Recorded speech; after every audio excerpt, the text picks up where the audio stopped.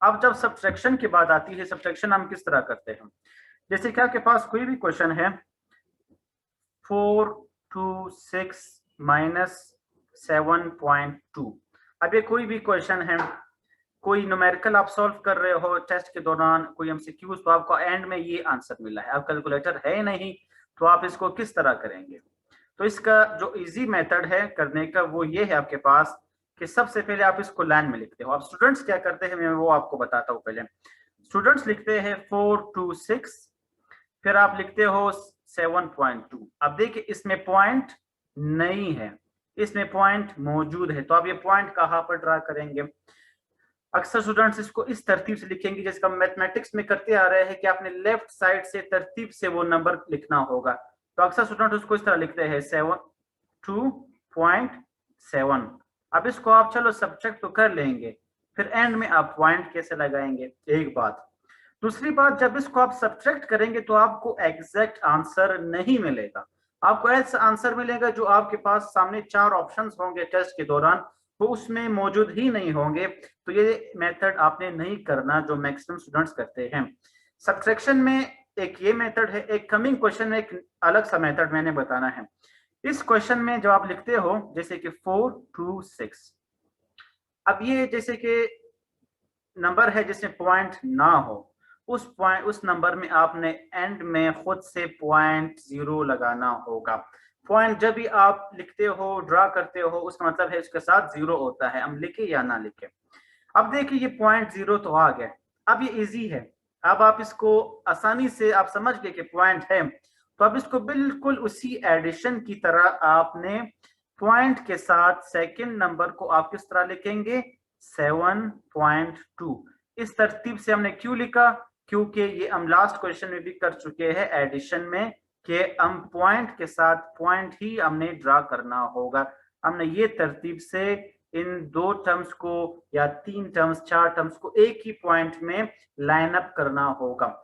अब इसके बाद एडिशन, सब्ट्रैक्शन, माइनस करना बिल्कुल वही बेसिक सब्ट्रैक्शन है जो आप शुरू से करते आ रहे हो।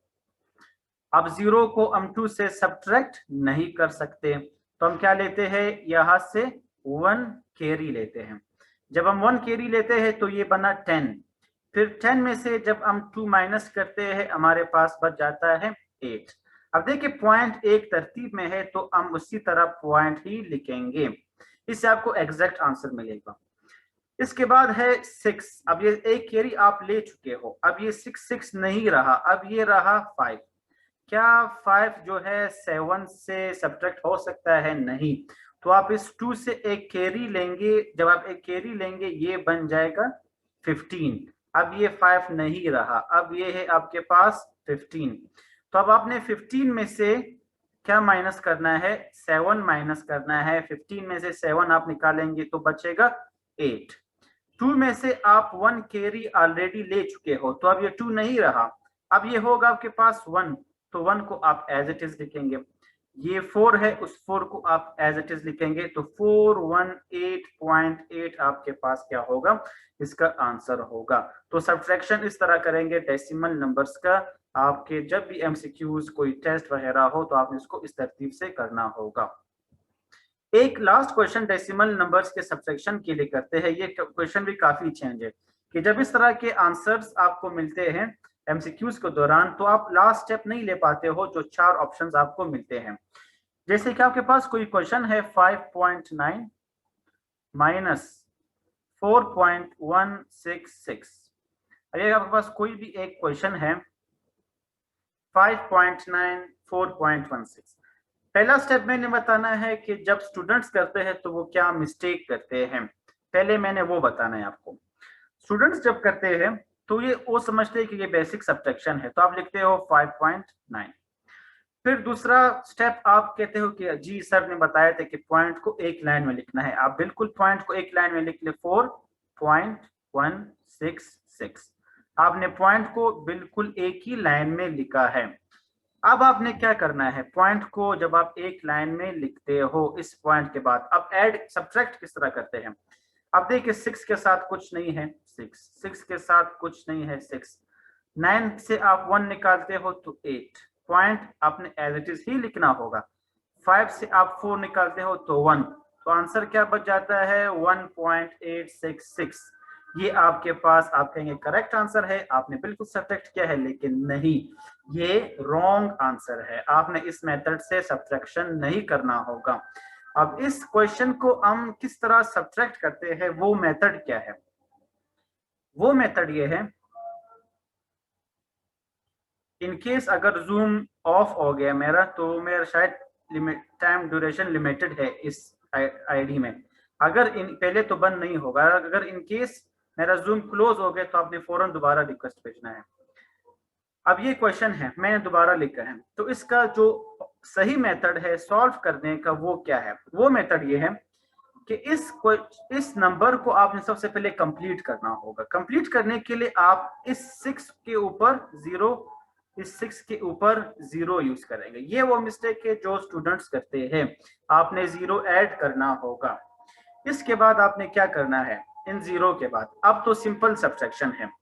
आपने 0 से हम 6 माइनस कर सकते हैं? नहीं, तो हम क्या करेंगे, 9 से 1 कैरी लेंगे। अब ये हुआ 10, फिर जब 10 से आप 6 माइनस करते हैं तो बचा 4। इस 0 से आप 6 सब्ट्रैक्ट कर सकते हो? नहीं, तो आप क्या करेंगे, अगेन इस से आप एक कैरी लेंगे, ये बना 10। अब यहाँ पर स्टूडेंट्स क्या मिस्टेक करते हैं, अब ये हुआ 10, 10 से फिर आप 6 माइनस करेंगे 4, लेकिन ये गलत है, आपने इस तरह नहीं करना। जब एक कैरी आप ऑलरेडी यूज कर चुके हो स्टार्ट में, इस 10 में ऑलरेडी आप कैरी यूज कर चुके हो, फिर जब यहां से आप कैरी लोगे फिर उसको आपने 10 काउंट नहीं करना, क्योंकि आप एक नंबर ऑलरेडी यहाँ पर यूज कर चुके हो, फिर ये 10 नहीं रहा, फिर आपने एक कम करके लिखना है, ये होगा 9। तो ये मिस्टेक आपने नहीं करना कि ये 9 होगा, इसको आपने 10 नहीं लेना। जब आप सेकंड टाइम डेटा इसको आप करेंगे, क्योंकि एक यूज हो चुका है। अब 9 से आप इस 6 को माइनस करेंगे, तो ये 9 से 6 निकालना 3। अब ये जो 9 है, आप कहेंगे कि 2 बार मैंने कैरी लिया है तो ये बना 7, लेकिन आपने इसको इस तरह नहीं करना। एक बार आपने कैरी यूज किया है, 2 बार यूज किया है, ये एक नंबर ही इससे कट जाएगा। अगर 9 है उसको आपने 8 करना है, 7 नहीं करना, तो ये बनेगा 8। 8 से फिर जब आप 1 को माइनस करेंगे वो होगा 7। अब देखिए, पॉइंट को मैंने एक लाइन में लिखा है, तो पॉइंट को आपने एक लाइन में ही लिखना होगा। 5 से आप 4 निकालेंगे तो 1, तो आंसर आएगा 1.734। अब ये आपके पास क्या है, ये करेक्ट आंसर है। आप बेशक इसको कैलकुलेटर से चेक कर सकते हो, ये आपके पास क्या है, रॉन्ग आंसर। तो आपने ये मेथड नहीं करना, इस मेथड से करना होगा। इस मेथड को करके भी मैंने इस मेथड में आपको 2 से 3 ऐसे पॉइंट्स बताए जो स्टूडेंट्स अक्सर मिस्टेक करते हैं। सो होप सो आपने ये गेन किया होगा। तो ये रहा हमारे पास सब्ट्रैक्शन ऑफ डेसिमल